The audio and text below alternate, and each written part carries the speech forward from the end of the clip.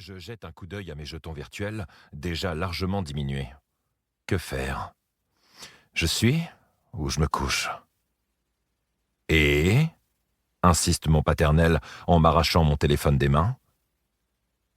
Les femmes! Cette fois, je réponds prestement, désireux de récupérer mon appareil. Une femme dans la salle d'attente nous dévisage, probablement offensée par notre conversation. Je l'ignore, obnubilé par le chrono que je vois baisser sur l'écran de mon téléphone. Si je ne me dépêche pas, je vais perdre mon argent. Mon père me remet mon smartphone, jugeant sûrement ma réponse suffisamment convaincante. Malheureusement, lorsque je m'apprête à reprendre la partie, l'écran s'éteint, comme un coup du sort, et me condamne ainsi à une défaite cuisante. Je retiens un soupir exaspéré. La main de mon père se pose doucement sur mes cheveux. « C'est bien, fiston, ne l'oublie pas. » Privé de mon jeu, l'esprit trop libre et n'ayant rien d'autre à faire, je laisse mes pensées revenir inévitablement à cette conversation. Les jeux, les femmes et l'argent. Ces trois vices mal contrôlés sont capables de briser un homme. Il me répète souvent cette leçon de vie, comme un vieux disque rayé. Une leçon que je dois absolument retenir selon lui. Je n'ai compris pourquoi que récemment. Si mon père n'est pas heureux, c'est parce qu'il a tiré les mauvaises cartes dans ces trois domaines. Ma mère nous a abandonnés le jour de mes 8 ans. Cette connasse, comme il aime l'appeler, sans aucun scrupule, nous avait couchés, ma sœur et moi, avait profité de ce que mon père était aussi endormi pour faire ses valises, puis s'était tiré avec toutes les économies qu'il gardait sous leur lit.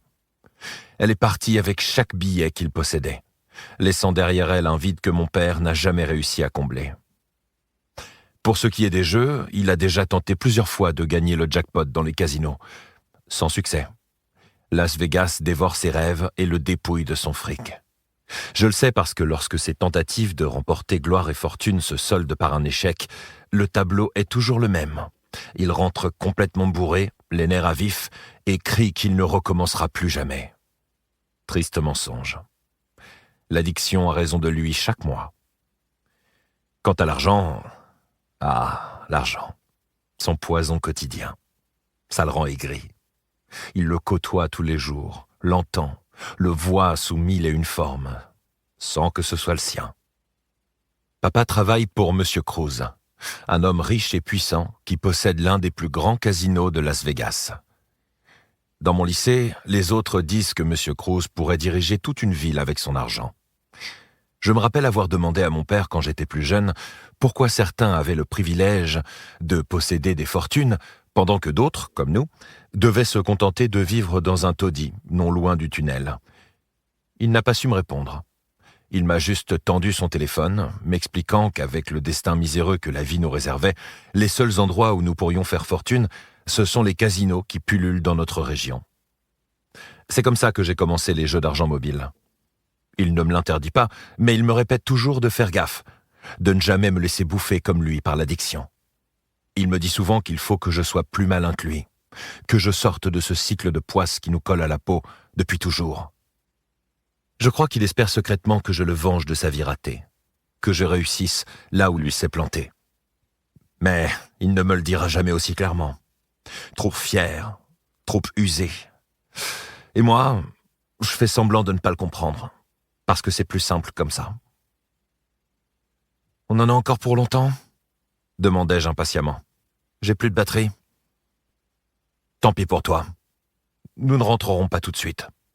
Je dois déposer ce chèque et après, nous passerons chez mon patron. »« Tu m'emmènes au casino ?» demandai-je, sans pouvoir cacher mon excitation. « Non, dans sa maison. Je croyais que nous n'appartenions pas au même monde et que nous ne serions jamais invités chez lui. » « Cette fois, il n'a pas trop le choix, » annonce mon père avec un petit sourire.